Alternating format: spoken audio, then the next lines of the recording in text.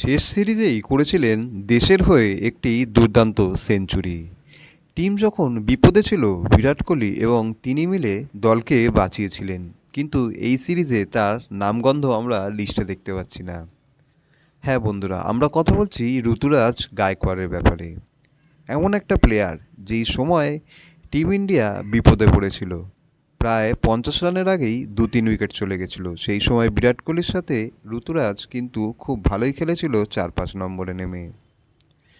এই প্লেয়ারটা সেঞ্চুরি করার পর আমরা ধরে নিয়েছিলাম যে প্লেয়ারটার হয়তো 2027 ওয়ার্ল্ড কাপ অবধি দলে টিকবে, কিন্তু গম্ভীর আর সেটা কোথায় হতে দিচ্ছে। প্রত্যেক সিরিজেই কেউ না কেউ চেঞ্জ হয়ে যাচ্ছে। মানে আজ যদি একটা প্লেয়ার খেলে, পরবর্তী প্লেয়ার আরেকজন চলে আসছে। আর কেউ পারফরমেন্স করুক না করুক, শুভমান গিলকে তো টিমে রাখাই হচ্ছে। যেহেতু ক্যাপ্টেন, তাই ক্যাপ্টেনের জন্য সেই দায়বদ্ধতায় সেই প্লেয়ারটাকে টিমে রাখা হচ্ছে। শুভমান গিলকে কিন্তু এই মুহূর্তে টিমে আনার কোনো দরকার ছিল না, কারণ আমরা সাউথ আফ্রিকা সিরিজে দেখেছি যে রাহুল খুব ভালো ক্যাপ্টেন্সি করেছে। এছাড়াও 5 থেকে 7 নম্বরে সে যখন ব্যাট করতে আসতো লাস্টে 10 ওভারের মধ্যে, কি 5-6 ওভারের মধ্যে, সে কিন্তু খুব ভালো পারফরমেন্স করতো, প্রায় মেরে খেলতো। 25-30 বল বা 35 বলের মধ্যে সে কিন্তু হাফ সেঞ্চুরিও করে দিত। আমরা কিন্তু সাউথ আফ্রিকা সিরিজের সাথে এই আলাদা ধরনের রাহুলকে আমরা দেখতে পেয়েছি। আর এই রকমই রোল প্লে করা উচিত একটা উইকেট কিপার ব্যাটসম্যানের। কিন্তু শুভমান গিলকে আনার পর থেকে এবার প্রেসারে চলে এসছে টিম ইন্ডিয়া। প্লেয়ারটা ভালো, কিন্তু পারফরমেন্স নেই, ফর্ম নেই। লাগাতার বাইরের বলে আউট হয়ে যাচ্ছে, ভেতরের বলে এলবি হয়ে যাচ্ছে, ভেতরের বলে বোল্ড হয়ে যাচ্ছে। যে বলটা ছাড়ার সেই বলটা স্লিপে এজ লাগিয়ে চলে আসছে। শুভমান গিলকে এই মুহূর্তে কিন্তু দলে না নেওয়া উচিত। ওকে এখন এনসি একাডেমি ব্যাঙ্গালোরে রেখে কিন্তু ওকে ভালো করে ট্রেনিং বা ওর কনফিডেন্সটাকে আরও ভালো মজবুত করা উচিত, কারণ পরের বছরই কিন্তু 2027 ওডি ওয়ার্ল্ড কাপ। যাই হোক, ঋতুরাজ গায়কোয়াড়কে তো টিমে নেওয়া হলো না, কিন্তু তার জায়গায় চলে এসছে শ্রেয়াস আইয়ার। শ্রেয়াস আইয়ার অনেক দিন বাদে চোট কাটিয়ে টিমে ফিরেছে। শোনা যাচ্ছিল গম্ভীরের সাথে তার নাকি কিছু সমস্যা চলছিল, কিন্তু শ্রেয়াস আইয়ার টিমে এসছে। আশা করি 3টের মধ্যে 1-2টো ম্যাচ তো সে খেলবেই। এরপর আসি আমি ওয়াশিংটন সুন্দর। কি করতে ওয়াশিংটন সুন্দরকে আমরা দলে নিয়েছি সেটা মানে আমরা কেউ বুঝতে পারছি না। আগারকার আর গম্ভীর কী ভেবে ওয়াশিংটন সুন্দরকে বারবার খেলাচ্ছে আর হার্দিক পান্ডিয়াকে ওডি টিম থেকে বারবার বাইরে রাখছে, সেটা কিন্তু আমাদের ধারণার বাইরে।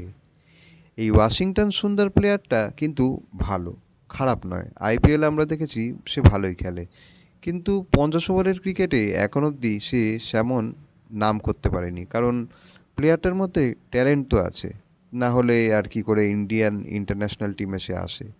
কিন্তু সেই অনুযায়ী পারফরমেন্স নেই। তার জায়গায় যার পারফরমেন্স আছে তাকে আমরা পরের মাসে ওয়ার্ল্ড কাপ, টি-20 ওয়ার্ল্ড কাপের জন্য তাকে আমরা দল থেকে বাইরে রাখছি।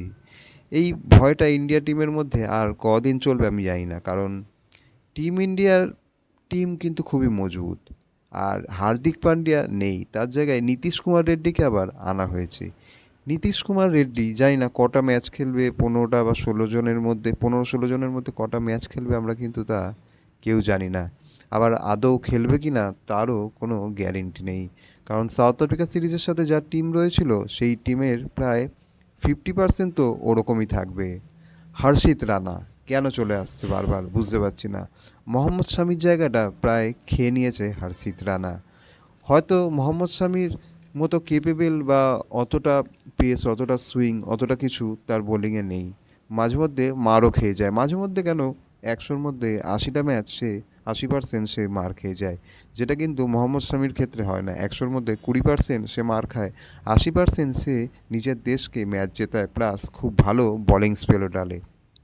কিন্তু আবারও হর্ষিত রানা দলে চলে এসছে। মোহাম্মদ শামি, হার্দিক পান্ডিয়া, ঋতুরাজ গায়কোয়াড় এরা কিন্তু টিমে নেই। আর এদের ছাড়া মজবুত নিউজিল্যান্ড টিমকে যে টিম ইন্ডিয়া কিভাবে হারাবে সেটাও কিন্তু টিম ইন্ডিয়ার ধারণার বাইরে। আপাতত গম্ভীর আর আগারকারের এই প্ল্যানিংই কিন্তু কাজ করছে। আমি আশা করি যে ভবিষ্যতে ক্রিকেট বোর্ড বা বিসিসিআই সিলেকশন বোর্ডের মধ্যে কিন্তু এই আগারকারের জায়গায় অন্য ভালো কেউ আসা উচিত। আর 26 টি-20 ওয়ার্ল্ড কাপ হারলে তো গম্ভীরের চাকরি যাচ্ছেই, সে তো আমরা সবাই জানি। কারণ কারণ টেস্ট সিরিজেও টিম ইন্ডিয়া পরপর গম্ভীর আসার পর থেকে হেরেছে। এই টি-20 ওয়ার্ল্ড কাপ হারলেও কিন্তু গম্ভীর উড়ে যাচ্ছে, সেটুকু আমি কনফার্ম। তো দেখা যাক নিউজিল্যান্ড সিরিজের প্রথম ওডিতে কেমন টিম হওয়া উচিত। তোমরা অবশ্যই তোমাদের কমেন্টে নিজেদের মতামতটা জানাও।